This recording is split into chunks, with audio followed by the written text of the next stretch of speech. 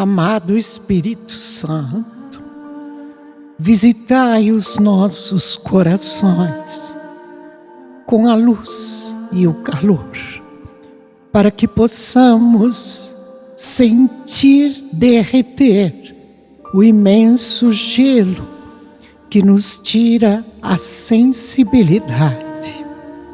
Com tua luz, para que possamos ver aquilo que precisamos, pedir, suplicar pela misericórdia de Deus. Amado Espírito Santo, estamos colocando os nossos corações em tuas mãos, para podermos entender e viver o Evangelho do Filho de Deus humanado, nosso Senhor Jesus Cristo, que nos é trazido por São Marcos, capítulo 9, dos versos 30 a 37. Naquele tempo, Jesus e seus discípulos atravessavam a Galileia.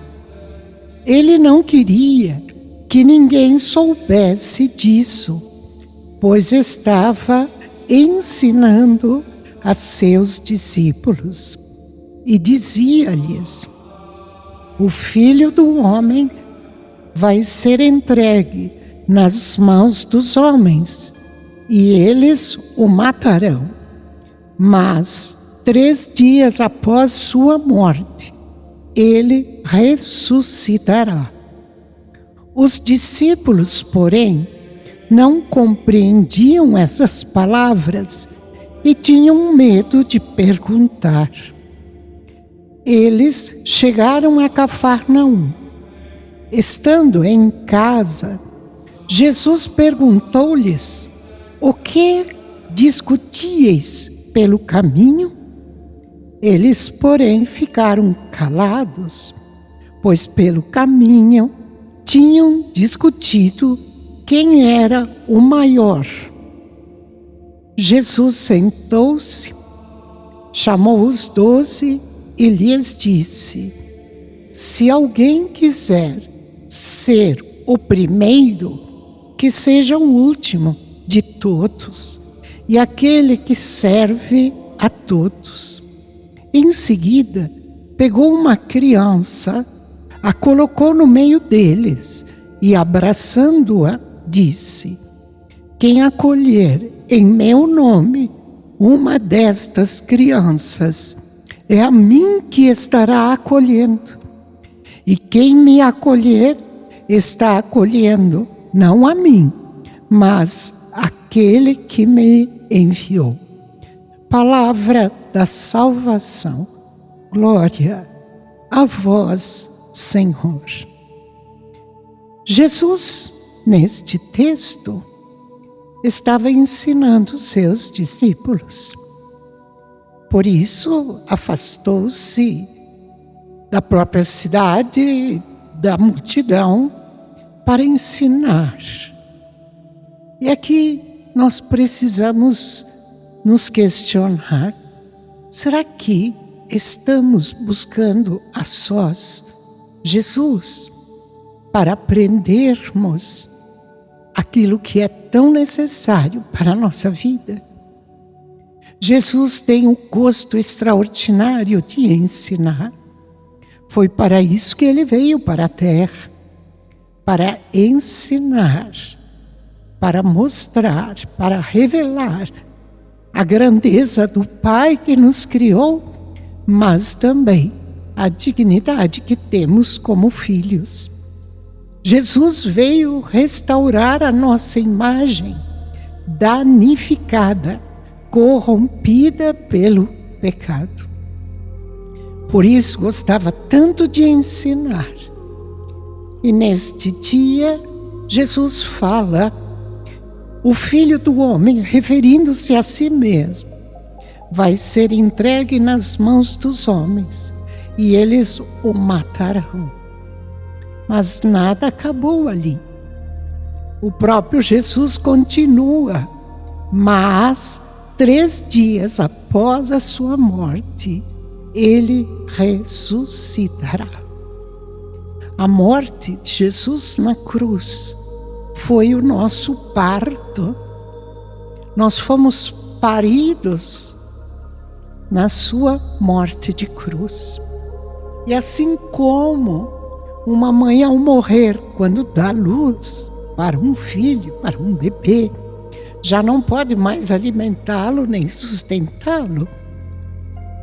Mas Jesus ressuscitou, está vivo, está presente, portanto, continua a alimentar-nos, alimentar a cada um de nós através da sua igreja, através dos sacramentos, da liturgia, da história da igreja.